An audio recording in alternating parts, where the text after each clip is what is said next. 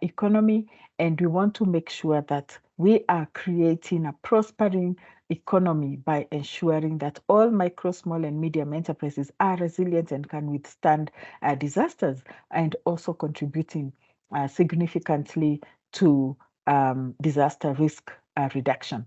Today, we are delighted to have guest speakers from the United Nations Office for Disaster Risk Reduction. I will introduce them after I set up the session. For those who have joined now, thank you for joining us. You're most welcome in the meeting chat. Please introduce yourself. And at the same time, we'd like to request that you share any expectations you have for the session. The key speakers and myself will keep an eye for your comments to ensure we cover them. And then at the end of the session, we will share a feedback link, because this is the first of many sessions this year, and we would like to take your feedback to ensure that we can refine these sessions to your needs. And finally, when you want to speak, kindly raise your hand. We are quite a number in the room, so that we can be able to have some meticulous, follow-up or coordination throughout the session. Invest in Africa is a private sector-led initiative, and we are Pan-African. We are actually in many other countries as well, and we're working with the mission of empowering micro, small, and medium enterprises to create sustainable jobs. I'd like to request when you're to mute. Thank you. So we are working with very diverse stakeholders around this mission of empowering micro, small, and medium enterprises to create sustainable jobs, and thereby, of course, to create a prospering economy of resilient communities. We have built a unique online platform, Bishara.now, which is granting access to skills, access to markets, and access to finance for our micro, small, and medium enterprise members. We don't work alone, because we feel that this is a significant systemic challenge that we face, and therefore we work collaboratively with very diverse stakeholders, both in the private sector as well as in the public sector, to be able to deliver this mission of empowering micro, small, and medium enterprises for impact. Among these, we work with development partners, we work with corporate partners, we work with government and government agencies, we work with advocacy partners, with bilaterals and multilaterals, and actually our speakers for the day from United Nations Office for Disaster Risk Reduction are partners of Invest in Africa through their RISE network that I'm excited for you to learn about as we go through the session. So our interventions, as I've said, cut through the three main pillars of market skills and finance. Every Friday, we have an MSME Engagement Friday. So I may not be able to delve so deep on this today, but our team who also are represented on this call will be at hand to converse with you about the platform and how we can support you in your growth and scale through this. So if you drop something in the meeting chat, we will be in touch with you after the session. We have trained so far over 7,000 MSMEs. Actually, we are currently updating our figures, and we expect that to go over 10,000 if you look at what we have done over the last 6 months, and particularly on a program for intra-Africa trade that we concluded last year, and 2 others that we are concluding in this quarter. Why MSME disaster risk resilience? Why are we having this session? Why are we talking about this agenda? And the first thing is that I said we have data, and we have partnered with academia to be able to help us to understand the data, so that we can have data-driven engagement with you, and so that our interventions are also informed by the reality on the ground. And what we have found out, although disasters are increasing, they're increasing in frequency, they're increasing in intensity, a big number of MSMEs are still unprepared to withstand disasters. And this is something that is of concern to everybody in this economy, because when we had the last disaster, which was the last big one, which was the COVID-19 pandemic, more than 46% of the 18 million micro, small, and medium enterprises in Kenya closed for more than a year, for a year or more. And what happens is that when such an organization closes for more than a year, then they are less likely to come back. That should concern us because those are jobs lost, and therefore learning from every disaster to build better, to build back better. We want to ensure that MSMEs are resilient. They can withstand both the foreseen and unforeseen in terms of disasters. But right now, 75% say they need knowledge about how they can protect their businesses from disaster impacts. We have 69% who do not have any pre-disaster plans and 56% who do not have post-disaster plans. What this means is 56%, if anything happens, they don't know how to come back, and that should concern us. But more concerning of all this data is that 90% have no resources dedicated to disaster outcomes. So when we understand through today's session what disasters are and what we can do to reduce them, then we will see why 90% is concerning, because it means this 90% have less minimal opportunity to withstand, to come back from disasters, to recover from disasters. So looking at that then, and in response to the pandemic, Invest in Africa rolled out a three-phase initiative. And this is a three-phase because we adopted the Sendai framework for disaster risk reduction, the 2015 to 2030, as the guiding instrument. So our initiative is based on this, and we ended up joining the Arise network of private sector companies globally who are also leaning on the same Sendai framework to be able to build resilience with 4 key priority areas, one of them being micro, small, and medium enterprises. So this is still an ongoing initiative, and through this initiative, we have partnered actually with the United Nations Office for Disaster Risk Reduction, and through this initiative, we are striving or aiming to build resilience of your enterprise among others, and that's why you're here today. So far, what have we done? We have built capacity, we have put up publications, we have championed thought leadership through different advocacy, contributing even to the bills, talking with national and county governments to collaborate on building MSME resilience, and this is an ongoing journey. But today we want to just focus a bit, and this is very much an introductory session, as I have said, on disaster risk reduction and energy resilience, and why are we talking about this. And I'll just like to set the context of what are disasters, then have our guest speakers speak a bit more deeply into the rest of the session. So a disaster is that event which is brought up by hazard, which causes a very serious disruption of functioning of the community and exceeds the ability of this community to cope using its own resources. Let's think of the COVID-19 pandemic.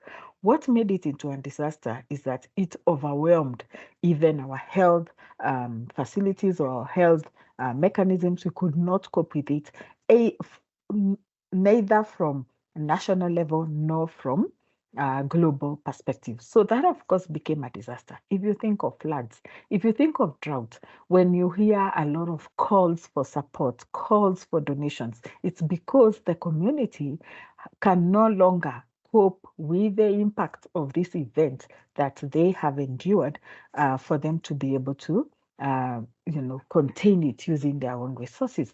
But this, we have said, is an event and put in brackets hazard. Why hazard? Because the hazards are already in place. They have a potential to cause physical damage, to cause economic losses, to threaten human life and well-being, if you think of it. And pandemics are not just the only disasters we can think about. I've put a small table here for us to think about natural hazards such as earthquakes. We have seen what earthquakes can do, droughts. We have seen landslides where many families and homes have been buried in mud. We have also seen the man-made ones where there's fires, buildings collapsing. I think Kenya particularly, we really have seen a number of these buildings collapsing. Fires we have seen, if you think of Kikomba, droughts, we have seen floods, we have seen riots, we have seen when we have maandamano and people all of a sudden are dying, where there have been also stampedes in the stadiums. We have really endured terrorist attacks, so we are completely familiar with what disasters can be. both natural and man-made. And for us, there is a cycle, a disaster management cycle that has to be considered. And for us, we are particularly maybe more concerned with the response at this point. And looking at that data is that we have not been able to plan ahead, but yet we are coming in to respond, which is a very vulnerable or more can I say delicate, more fragile state to be in. But if you think about the entire cycle, starting from mitigation are those actions we can take early to prevent or reduce the cause, the impact, the consequences of the disaster. So we know the hazards are there. What actions have we taken to reduce? We know almost you can put a clock to the droughts in Kenya, to the floods in Kenya, for example. If it's buildings collapsing, yeah, the hazards. What actions have we put in place? And we'll be able to look at some examples. Preparation. How do we prepare people? How do we train people? So, for example, if there will be a terrorist attack as a hazard, if there will be a fire, are we doing the drills? Have we done the training? This kind of things. Then we have to think about the response. Now, the response is after the disaster has happened. Remember, we said when the event happens, that's when we have a disaster. How do we respond? This is immediately thereafter. What have we put in place to make sure that we can immediately minimize the loss of life, the loss of property, and so on? And then recovery, this talks to the restoration to state before the event or the particular disaster. Examples, I may not be able to go so deeply. I just want to touch briefly. Mitigation can include like buying insurances, insurance policies, digging water channels to redirect the water. If you think about all that, preparedness examples can include developing disaster preparedness plans so that people know what to do, where to go, who to call for help in case there's a disaster, whether it's a terror attack or whether it is, for example, a fire or things like that. Exercising plans through drills, and not just drills, but taking on full-scale exercises. Then response. Do we have, response plans in place? And then recovery. How are we able to also learn from this particular disaster to rebuild, stronger structures or to be able to rebuild, better so that we cannot be able to go through the similar impact in future similar disasters. So again, there's the role of renewable energy in DRR, and I'm sure our speakers will touch on this. But in recent years, we have really witnessed that increase, as I said, in disasters, others, hurricanes, floods, and all these end up disrupting even our energy, which is so critical to the response phase. Because if you think about hospitals, if people are hurt, they need to be in hospitals. Do we have power to sustain the treatments that are needed, and so on and so forth? So there is a role for energy to come into place. This is what we want to look at today to make sure, and this is continuing to talk about the power of renewable, that, reliable power generation. If we have renewable energy, it's more sustainable than power off the grid. If we are talking about energy storage, if we are talking about reduced carbon footprint, renewable energy is the way to go, and also the economic benefits. But today, I would like us to give a moment to our speakers to share with us on this topic of disaster risk reduction and energy resilience. So our first speaker is Julius Kabubi, and Julius is the Associate Program Management Officer at the United Nations Office for Disaster Risk Reduction, the Regional Office for Africa. He has also held various roles actually with UNDRR, and in the current role, together with his colleague, Michaela, that I will introduce shortly, they are supporting Africa to become resilient to both the natural hazards we have talked about and the man-made disasters we have talked about through implementation of the Sendai framework for disaster risk reduction. He previously worked with the Kenya Meteorological Department and has studied at UON. And he will be making his presentation together with his colleague, Michaela Stevens, who is the associate expert for disaster risk reduction at the same office. And as I have said, they are supporting Africa to become resilient to disasters through implementation of the Sendai Framework for Disaster Risk Reduction 2015 to 2030. And in so doing, they collaborate with the UNDRR ARISE network of private sector companies. This is a global network with regional networks and national network. And Invest in Africa is a member of this network and giving you an opportunity as well as micro, small, and medium enterprises to join this network so that you can be informed of disasters and how can we build our muscle, our resilient muscle to withstand disasters. Thank you very much and welcome. Julius, I'd like to give the floor to you. For everyone who has joined us, you are most welcome for today's session. I am Terry Kenywa. Please go to the meeting chat and let us know you're here, and we look forward to interacting with you through this session. Welcome, Julius. Yeah, thank you, Terry. Please allow me to share my screen. I'll be making some presentation. Yes, kindly go ahead.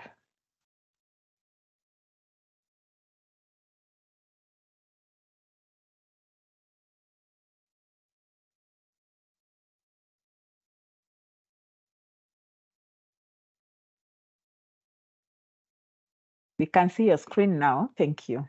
Okay, let me see how I can make it in presentation mode. So we are seeing it in presentation mode, Julius. Oh, it is okay. Yes, Thank you. It is. Thank you. Thank you so much. Yeah. Good morning, dear participants, and many thanks to Invest in Africa for offering UNDRR this opportunity to participate in this very important webinar on disaster risk reduction and energy resilience. Of course, all of you, I think you know, disaster risk reduction is a cross-cutting theme or topic, and of course, it applies across all sectors. In fact, we say that no business or any undertaking that can be sustainable if it is not risk-informed. And therefore, we say disaster risk reduction is everybody's business. So this is to say that we have a very big opportunity to talk to you as business partners, as SMEs, from our office. Our office is the United Nations Office for Disaster Risk Reduction. And I think Terry has mentioned one of our mandates is actually to work with partners and member states. And in Africa, we are covering about 44 countries south of the Sahara to support them on how can they build their resilience through implementation of the Sendai framework, which is one which we are a custodian with that we are supporting our stakeholders to implement. So today we have a very important topic that we are going to discuss, but allow me, Terry, not to go straight to this topic. First of all, to share a bit of some background, which you have touched on. You have touched on what we call the ARISE. The ARISE is a private partner alliance for disaster resilient societies. I think we'll have another day to really go deep into what we are doing and that. But basically, what we are doing, this is a group of private sector entities who have come together so that they can raise awareness, share knowledge, influence each other, depending on your area of operation. They come together to categorize,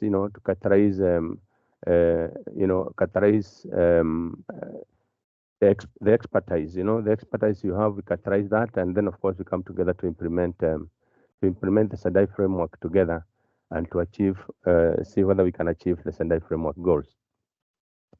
I'll first of all share something that we did a year ago, and Terry, thank you that you shared what you had also observed with the private sector. Due to our interest in this topic, we had done some work on the private sector here in Kenya particularly. And what we did, we found that we looked at the sector, what are the key challenges that are facing the sector. And we found that the disaster risk reduction, of course, is one of the key areas that is impacting on the SMEs businesses.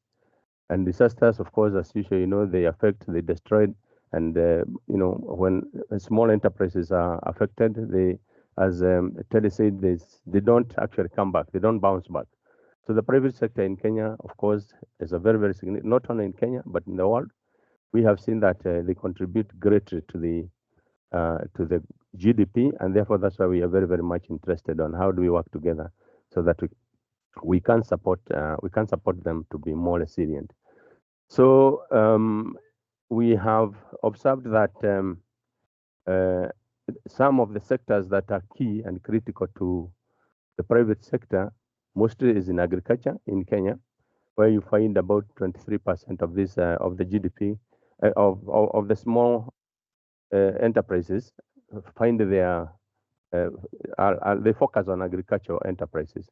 Then of course we have also the industry, which is another area where we have a lot of about 18% of the SMEs are located, and then we have others which are about 59% in other sectors. We also went further to find out what could be the main challenges or the main impacts that are affecting these SMEs, and some of them have been discussed already. And of course, the hazards, the main hazards that happen in this country, of course, you know, is drought and flood. And as we also go to touch on the energy sector, we have to also to think, how does drought and flood, as the two main hazards, how do they impact on our energy resources and things like that? But that one, I'll discuss that towards the end. So we found that there is economic, there is what we call the economic impact of floods and drought in the country is quite high. And we found that the SMEs are much affected by these natural hazards in a very, very big way. The informal character of many SMEs further, of course, exacerbate their vulnerability. And we found that many of them don't have even what we call the business continuity plans. So when they're impacted on by these disasters, they don't have a fallback. And therefore, we need to have an honest discussion on how do we support the SMEs so that this does not happen. So negative impacts also come. They are it's, you know, it affects almost everything that they have. Their customer base, their full, the whole production line is affected, and all these are things that maybe we could look at and see how do we support the SMEs. Sorry.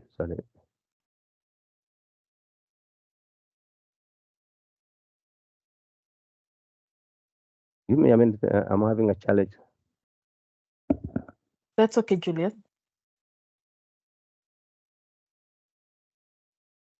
Please. Just a minute.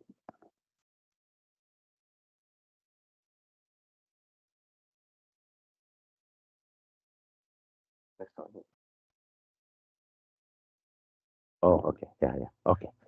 Thank you so much, Jim. So those are some of the impacts. And of course, therefore, what the SMEs need to do is then to look at how do they adapt to this. What the study showed is that most of the adaptation measures that are taken by SMEs sometimes are not the positive measures, because you find the SME, they take measures that is not fully resilient. And when you have this negative adaptation, then of course you create a kind of a spiral of negative impact. For example, you find a disaster when it comes and you don't have good measures, it will definitely displace the population. The population means that if you're making some production, the market that was just immediate to you also disappears. And then, of course, that means you have less cash flow. And then, of course, it means then staff, you have to lay off some staff. And then you have to reduce, you know, employment opportunities are all gone, and then population eventually leaves. And when this goes, then the business definitely have to close down. And the cycle repeats itself. So what are we supposed to do to avoid this? So to do that, we have come up with, to address these challenges, what is it that we need to do? And some of the things that we need to do is, of course, to have a proactive preparedness and collaborative effort to enhance resilience of SMEs in the face of climate-related disasters or any kind of disasters. We need to look at how good practices, including transfer mechanisms, the business continuity plans, and better business entrepreneurial skills, how they can support this sustainability of SMEs. So through this, that's when we came up with a RISE, this, which my colleague Makaira will talk at the end of this discussion, will tell you more about how the RISE is working. It's bringing the private sector together so that we can learn from each other. We can take good lessons from each other, and we can enhance our resilience by sharing the knowledge that we have. I want to share with you, before I come to the topic of today, a few tips that you need to be always thinking about. When you have your business, there are only 3 dimensions of risk. You have to know what is the risk, and that's my next slide. We'll talk about that. The risk always, the hazard itself. So where you are you able to identify what hazard is surrounding you? What is likely to happen? Are you frequented by floods? Are you frequented by fire? Are you in an area that there is always, flooding? So those are the hazards that you need to know. Then you need to find out how exposed are you. Where you have located your business, the exposure is very, very critical. And then, of course, the vulnerability. Vulnerability means, like, for example, what materials have used to build your factory, is material vulnerable to fire and things like that. So you have to look at all those factors. So those are the dimensions of risk that we must start from there. We must start thinking from there. Then the other thing that we need to do is once we know our exposure, we know our vulnerabilities, we know the hazards that are surrounding us, then we need to look at what tools can we use. And some of the tools are existing. I'm not saying Sendai framework is the only tool, but there are tools which are existing there in the market. One of them is the Sendai framework, which we are custodian. And this tool is focusing on how to prevent new risks, disaster risk. But it also recognizes that there are also existing risks which are there. So as we look at how do we prevent new risk, we also think of how do we reduce the existing risk so that we can strengthen our resilience.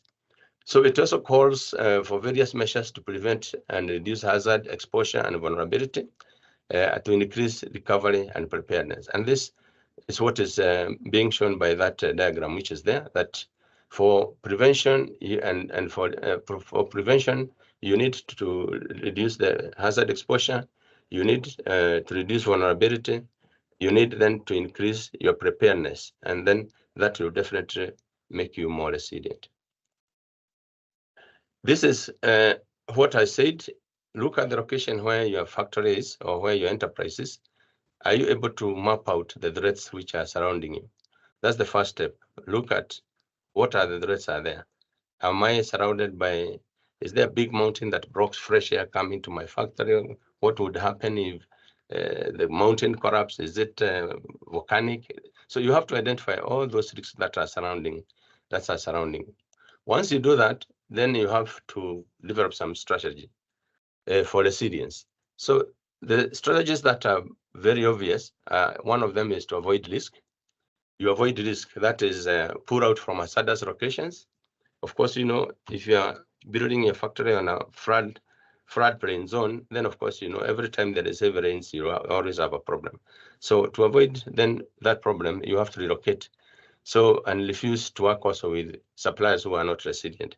So if you're working with suppliers who they will be impacted on, so they supply you today, tomorrow they don't have the goods that you need, then of course, those are avoiding risk by not working with those kind of people. You need also to reduce your risk, being cautious of what you're doing. Do I need to expand? What is my market infrastructure?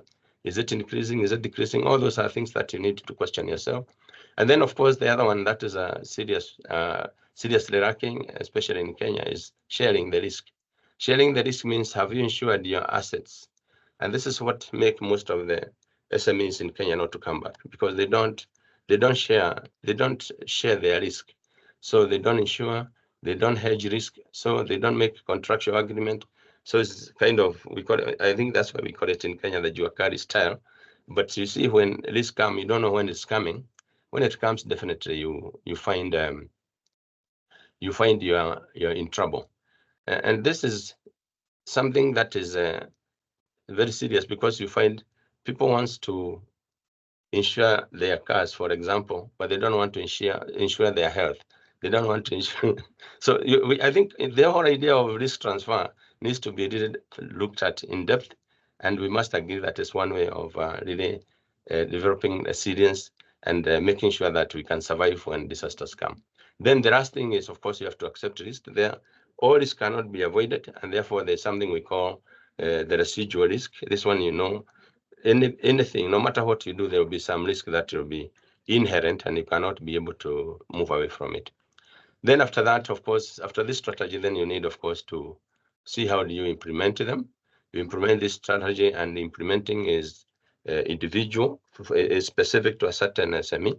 Look at how you operate, look at your location, and then of course you make how do I implement this strategy so that I can be resilient. Now, finally, definitely you need to be coming back to check yourself.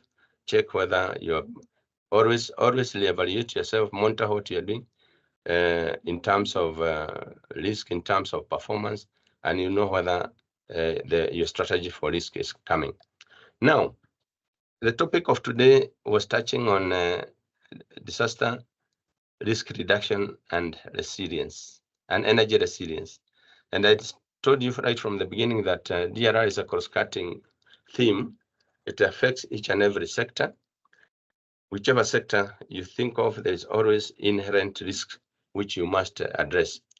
This is this specific topic is discussed through the SDG 7, the Sustainable Development Goal number 7, which calls for to ensure that everybody has access to affordable, reliable, sustainable, and modern energy for all.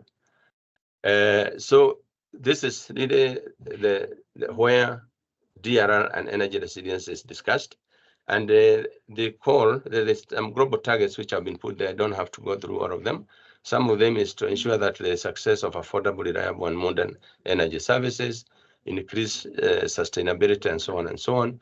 And then, of course, improve energy efficiency. We have always been talking about this, the energy efficiency GCOs, so that we can maintain our forest and so on. So these are some of the targets that were set by the SDGs. Then you look at really specifically what is the nexus between DRR and the energy sector. So you find, of course, DRR in the energy sector involves implementing measures to minimize the impact of disasters on the energy infrastructure, sources, transmission, and operations. And when you look, for example, if you look at Kenya, what are the energy infrastructures? First of all, we look at the source. The source, most of the energy we have here is dependent on water. We said the main hazards in Kenya is drought and flood. So when floods come, our dams are full, we have energy production to its optimal. But the opposite happens when droughts come. Our dams are depleted, the reservoirs have no water, and therefore we start power rationing and so on. So we need really to think, how do we mitigate this? And I think I've seen the energy sector in Kenya have been very proactive in trying to see how do they use things like early warning. How do they use things like forecasting from the Kenya Meteorological Department, so that they know how they can make optimal use of the water resources that we have. So this is how the nexus is. Going further, you find that of course there's billions of dollars that are invested in energy infrastructure every year. And in fact, you can imagine if there is this there is an interruption or in this energy infrastructure, how much economic loss will happen. That's why we need the DRR. We need to factor in the early warning. We need to bring in, disaster risk reduction, so that at least this economic loss can be avoided. Energy sources, of course, are exposed to natural hazards, as I've said. We have also some sources contribute to climate change impacts, leading to enhance disasters. Some energy sources, of course, you know that. We know there are also the transmission lines, which are sometimes the high tension cables, of course, emit some radiation. We don't know, could be hazardous, but this needs to be in our knowledge. And then we have seen over the years that there has been significant increase in number of energy infrastructure installed and growing incentive for clean energy. But however, disaster risk reduction measures applied to this sector are often managed in isolation from the broader disaster risk reduction efforts. So we are calling for more engagement so that we can sit together with the energy sector and say how they can integrate effective disaster risk reduction. And then affordable energy sources supports growth and of course drives progress in cities and economies around the world. But if uncontrolled, growth of cities can also result into centers of risk concentration. And we have seen it. Everybody wants to live in the city. And when all of us meet there, then of course we build on vulnerable places. And then when fires come, so many people die. When floods come, so many houses are washed away. So this is the nexus that we need really to look into when we think of the energy sector and disaster risk reduction. I would like to stop here and invite my colleague, Michaela, to talk to you slightly more on how we can be able to join you. We have a keen interest, especially in Kenya, to really work with the SMEs and the private sector so that we can support each other on how we can be more resilient as a nation and as an entity. Over to you, Michaela. Thank you. Great, thank you, Julius. And hello everyone, my name is Michaela Stevens. Patrick, sorry about that. My name is Michaela Stevens. I'm with UNDRR Regional Office for Africa. I work with Julius on the private sector portfolio. And what we're trying to do in this area is really to build overall resilience to disasters.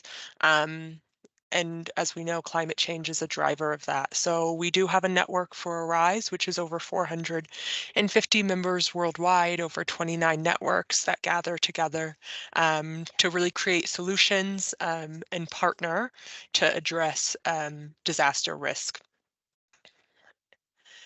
What you'll see here is that it's very easy to become a member. The application form and the link is there. It takes about 15 to 20 minutes to fill out the form. And all that you need is your company registration, a statement of commitment to the Sendai framework, which Julius mentioned earlier. And I think to highlight what's really essential there is the need for private sector to really invest and understand disaster risk to limit economic losses of life, and disruptions to essential services, which we all know are affected during disasters, including the operations of some of your companies. And so from there, you fill out the form. It's quite easy. It's also free. And then we connect you with leaders across the continent that are working on disaster risk reduction. So for example, we are very lucky to have Terry Kinyua, who spoke at the beginning of this, as our East Africa regional lead, but also the co-chair of the global board. And so in Kenya, I think she's a great contact to be in touch with. And so it's something that we can continue this conversation moving forward out of this presentation and into actual action in the future. I will end there. It's very nice to meet all of you and speak with you. Thank you. Thank you, Michaela. And over to you, Telly. If there's any question or any query, we're more than happy to answer. Thank you very much, Julius. Thank you, Michaela. There we have it, team. I hope we really have been able to understand more deeply both about disaster risk reduction. Thank you for touching on the energy and on the Arise membership. Indeed, this is an invaluable membership, and we look forward to opportunities to continue to speak about how you could join or benefit from the network that we already have going here in Kenya. I do not see questions at the moment, but I see a lovely comment from Liza of Julie Julie Engineering. And I'd like to invite you, Liza, if you can unmute and speak to us a bit about what you're doing in your organization to respond to hazards in Kenya, and give some practical example that will be able to bring this home, closer home to the rest of the participants. I'm looking also out for any hands for questions or anyone else would like to share from their perspective, because I noticed that one of the expectations that was shared by Julius was expecting to learn, to network with the SMEs and learn how they are doing in the DRR world for the benefit of their enterprises. Thank you. Liza, are you able to unmute and speak to us, please? Julius, feel free to stop sharing.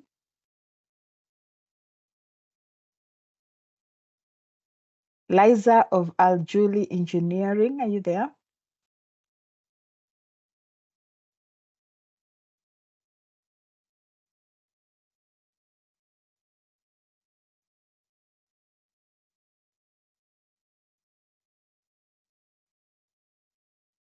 In case you're speaking, you're on mute. Okay, welcome, Liza.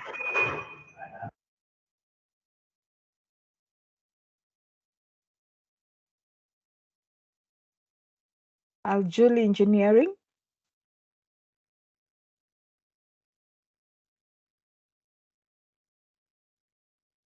Okay. Liza is not responding at the moment, but I'd like to mention from her comment. She says that they're responding to hazards in Kenya by partnering with community organizations. So they have organizations in the wash sector through providing access to clean water and construction of sanitation and hygiene facilities in the affected areas. So perhaps what I was looking for in terms of understanding is how are they ensuring the infrastructure is resilient, for example. How are they helping even communities around these areas to decrease their own vulnerability? Remember, Julius has said there would need to be a hazard, there would need to be exposure, and there would need to be vulnerability for a disaster to happen, which means that the hazard is already in place. And if the community is vulnerable, then of course, you become the disaster can happen. If I give an example of a landslide, we have had many times, even floods, the government saying, we are urging those who are living in lowland areas or those who are living on slopes to please move, because if the rains are heavy and then, you're living in an area that creates your vulnerability, then of course the severe rain will expose you to the hazard and your vulnerability will end up closing the loop for a full-blown disaster to happen. So at any moment, Liza, if you are able to, feel free to raise your hand and I'll give you an opportunity. In the meantime, I am seeing there's no other hands up, Julius, and in most cases, when there are no hands up, either everything is so clear or everything was not clear, but I hope the situation is that everything has been clear. I would like to stop there in terms of the guest speaker by really appreciating you, Julius and Michaela, for this opportunity, for sharing so generously, and also for your continued partnership with the private sector to ensure that you're supporting us in building our resilience. Of particular interest, micro, small, and medium enterprises, who are the drivers of most economies. You are right, not just in Kenya.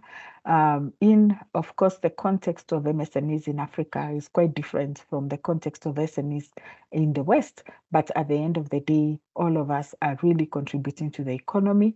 We have seen the key sectors that Julius has talked about, including agriculture, who are at almost 25% of our economy, and also who are contributing significantly to climate change because, of course, of the emission of the gases that contribute to the warming, to the global warming. So I know a number of our own SMEs, 30%. Members of Invest in Africa are from the agriculture sector. So one of the things I look forward at Michaela and Julius is to continue to break this further to sector-based sessions where we can speak specifically to SMEs, for example, in the agriculture sector or any other sector, particular industry, and speak to them directly about disaster risk, what they're facing in their particular sector, how can they build resilience, and so on. You continue learning from that data.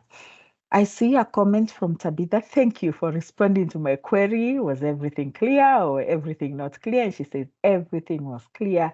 Thank you to the speakers and to every participant. And she's looking forward to learning some more.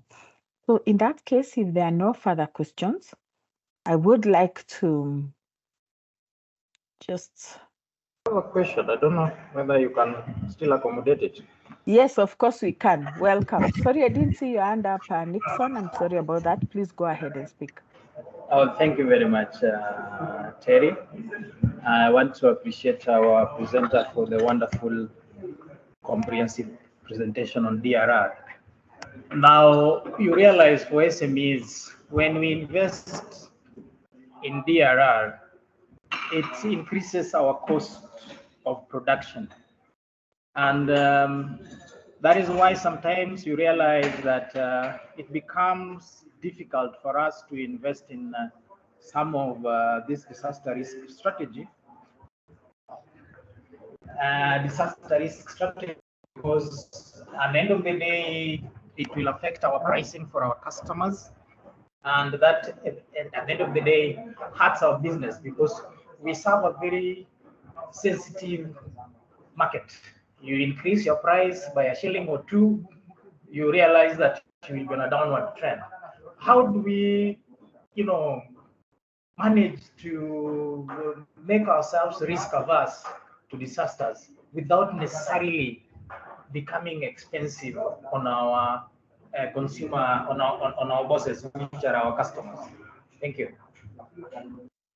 Thank you very much, Nixon. I'd like to push the question to Julius, and then I could give a commentary at the end. Julius, welcome. Thank you so much. It's a complicated question, but one thing I know is that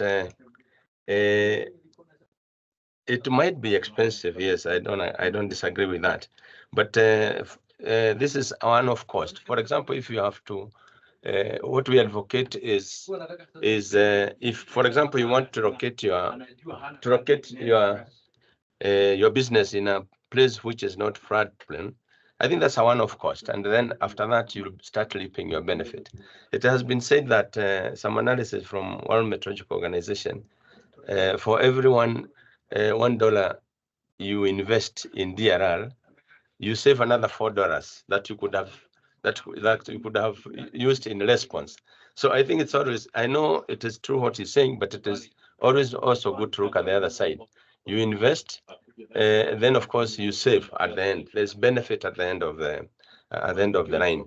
So that's how I see it. But maybe Terry, you can add on that.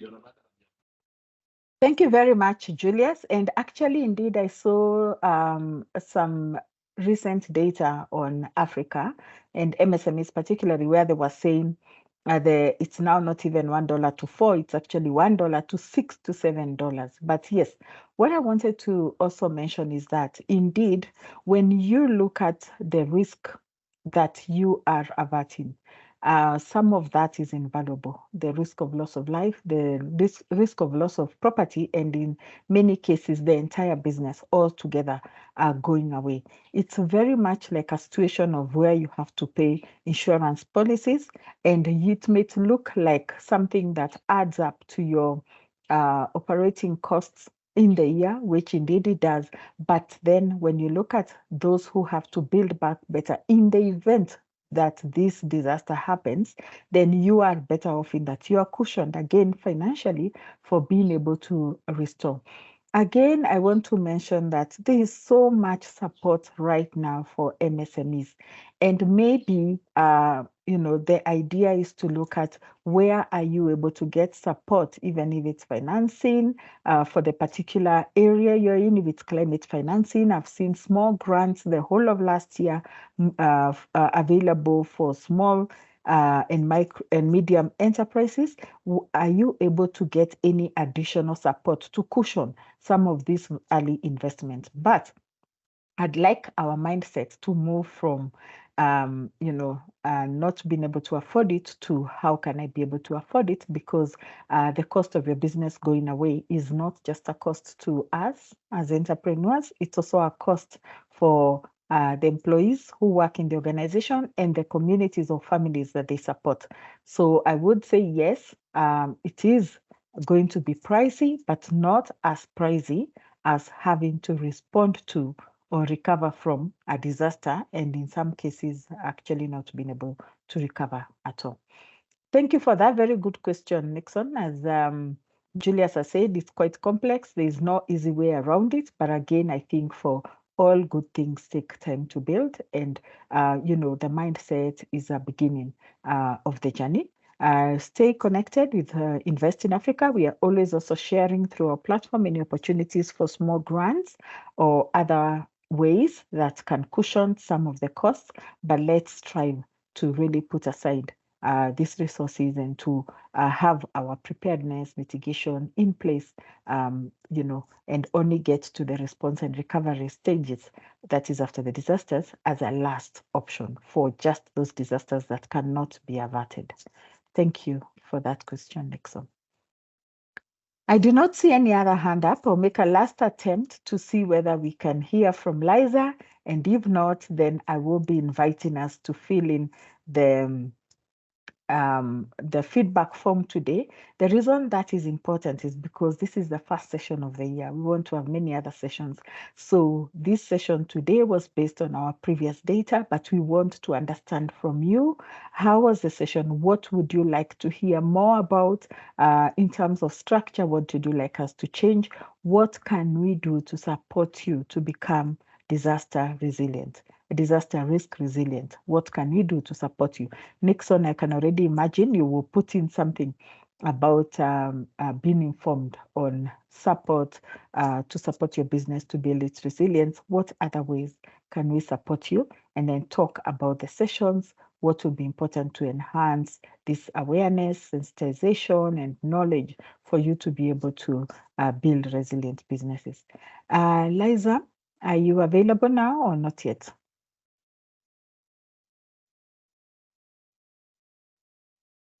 Okay.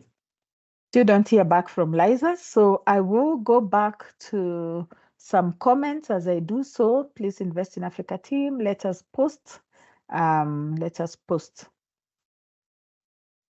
the feedback link.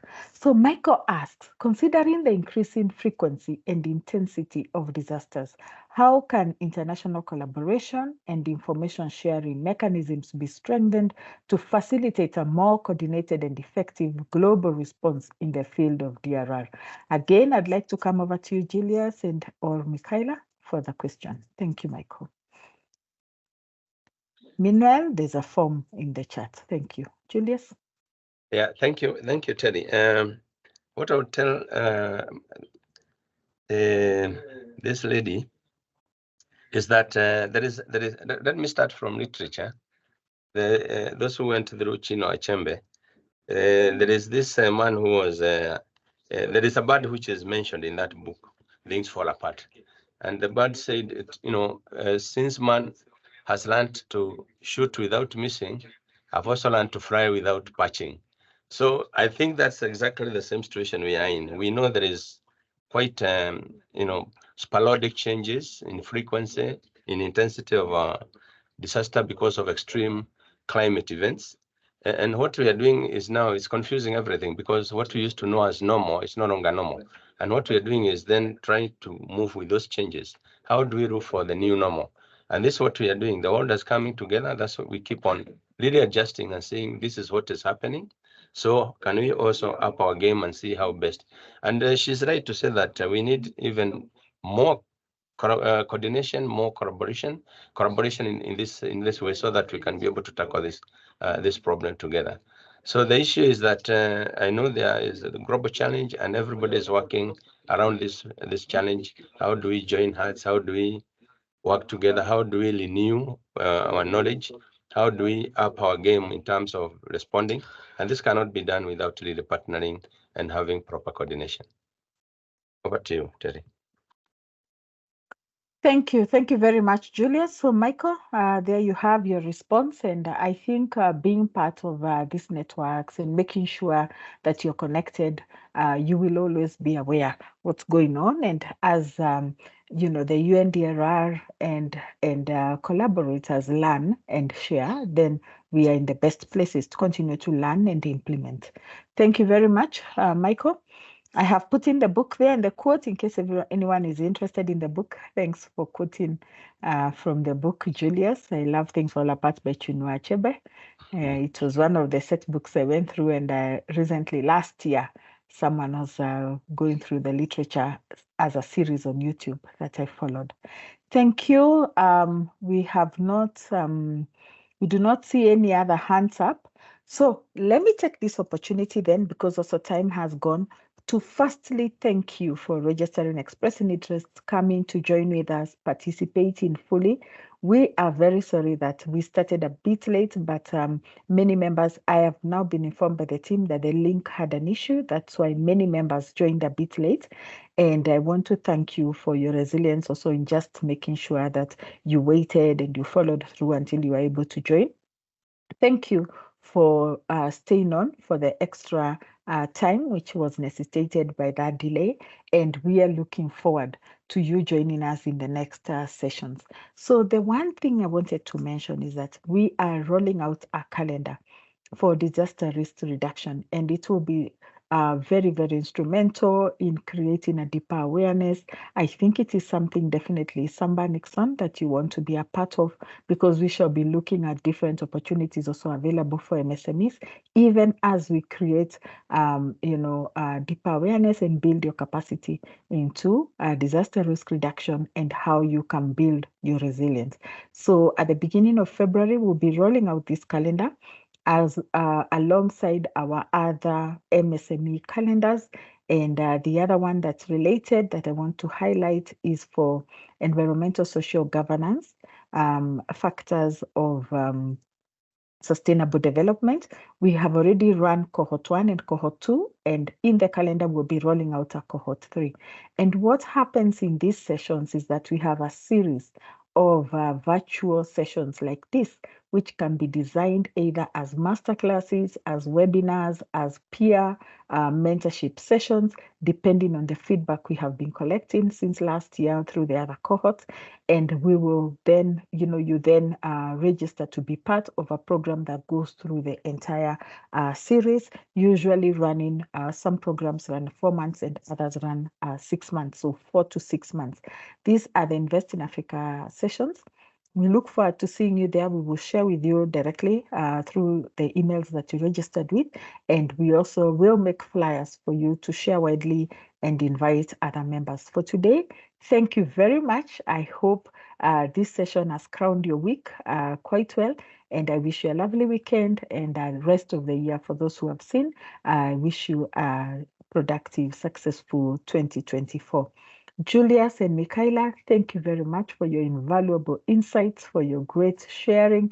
As you can see, appreciation in the chat box. We look forward to engaging you again, to work in this journey together as you've intimated, and also we look forward to looking at sector by sector sessions for this so that we can have practical examples to build onto today's introduction.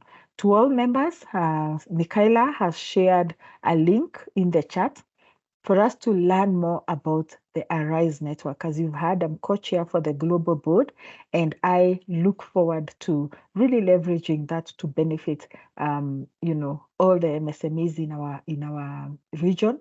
And please don't be left out. There is no, we know when you have all this support, there is no reason at all for us to become statistics, such as hearing 46% of 18 million shut down and could not come back. I think that is devastating statistics, and we want to ensure that you and all who can be reached by this message do not have to be in that very vulnerable state. Thank you again for joining Invest in Africa, and we look forward to the next session. So for now, if you're still filling out the feedback form, please feel free to complete. We'll stay on a bit. If you would like to engage the Invest in Africa team for any other matter, please feel free to stay on. And for the rest of us, please feel free to drop off at leisure. Thanks again. I am Terry Kinyua, Country Manager for Invest in Africa.